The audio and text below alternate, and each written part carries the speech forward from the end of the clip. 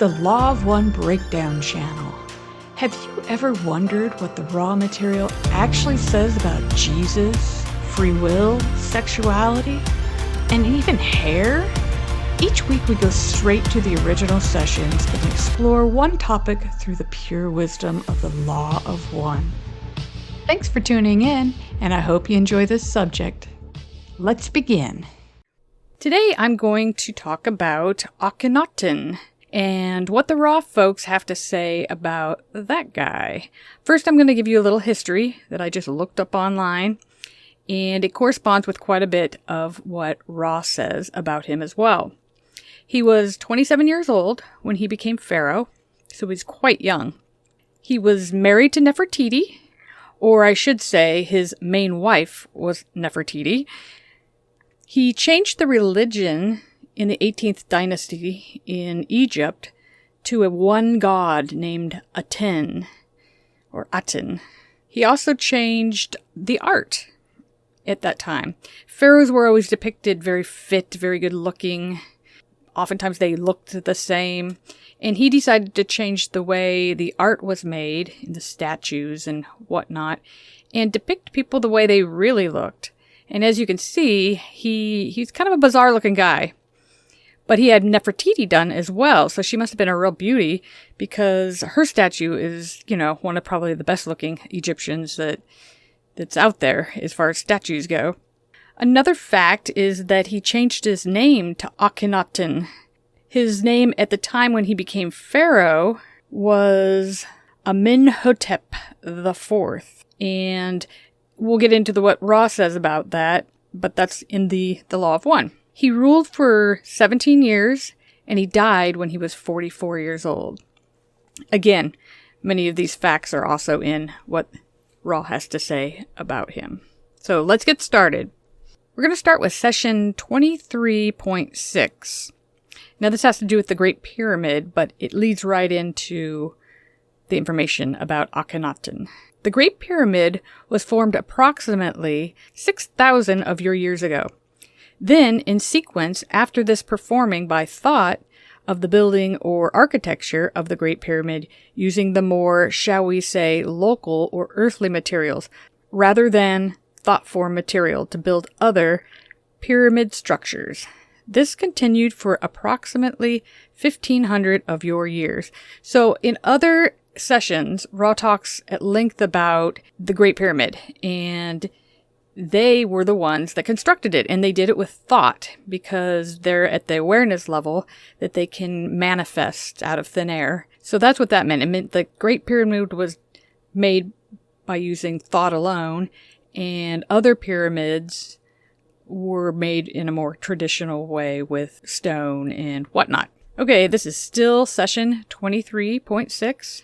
Meanwhile, the information concerning initiation and healing by crystal was being given. The one known as Akhenaten was able to perceive this information without significant distortion, and for a time moved, shall we say, heaven and earth in order to invoke the Law of One and to order the priesthood of these structures in accordance with the distortions of initiation and true compassionate healing. This was not to be long-lasting. In everything I read, it said that he changed the religion from many gods to one god, Aten. But when Ra uses the Law of One here, it makes me wonder if all of our history, history's only as good as the person who's writing it, and if they're accurate, great, but so much of history has been skewed for all sorts of reasons, political, religious, you name it. So I'll keep reading. Okay. At this entity's physical dissolution from third density physical plane, basically when he died, as we have said before, our teachings became quickly perverted, our structures returning once again to the use of the so-called royal, or those with distortions toward power. Not a whole heck of a lot has changed in all these years. In session 2.2, Ra says, in the 18th dynasty, as it is known in your records of space-time distortions, we were able to contact a pharaoh, as you would call him. The man was small in life experience on your plane and was what this instrument would call a wanderer. So he was a young guy and he was a starseed, or as Ra calls them, wanderers. Thus, this mind-body-spirit complex received our communication distortions and was able to blend his distortions with our own. This young entity had been given a vibratory complex of sound, which vibrated in honor of a prosperous god, as this mind-body complex, which we call instrument for convenience, would call a mun. This is still session 2.2. The entity decided that this name, being in honor of one of many gods, was not acceptable for inclusion in his vibratory sound complex. Thus, he changed his name to one which honored the sun disk. This distortion, called Aten, was a close distortion to our reality as we understand our own nature of mind-body-spirit complex distortion. However, it does not come totally into alignment with the intended teach learnings which was sent. So he was on the right track with the law of one. He was making a one god instead of many gods, but they're saying that it wasn't completely 100% in alignment with what they were teaching.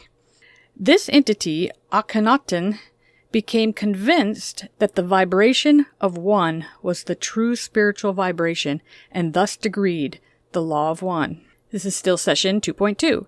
However, this entity's beliefs were accepted by very few. His priests gave lip service only, without the spiritual distortion towards seeking.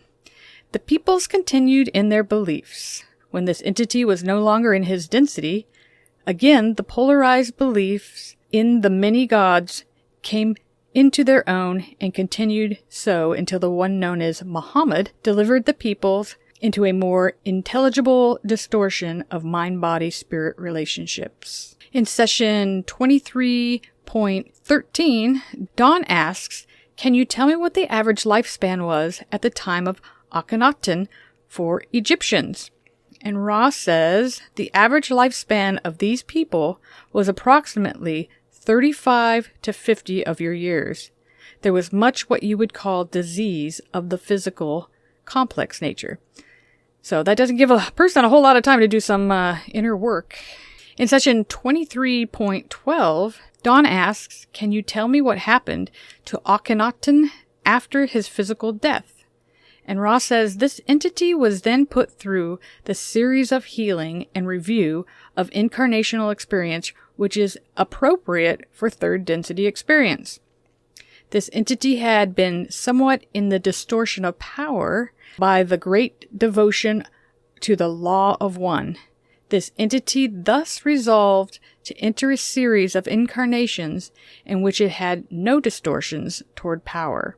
So I've talked about Michael Newton's books, Destiny of the Soul, Journey of the Soul, amongst other ones. And what Ra just said, that this entity, or Akhenaten, had a review of his experience, like a life review. He had a series of healings and whatnot. Those are all in Michael Newton's books as well. I'd highly recommend these books because he was a psychiatrist who started using hypnosis for his clients and found that sometimes his clients would just go back so far that they pop into a past life. And he didn't believe any of it. He actually kept doing these sessions to prove them wrong. And it made a believer out of him because he got to the point where he cared less about the past life and more about what happens between incarnations. And so he devised a way, and I've done it too when I had my hypnosis practice, and it does work. He devised a way to have the person go to a past life and then go to right before they died. And then everybody, thousands and thousands of people, and he didn't publish any of it for a long time, so there's no cross-contamination.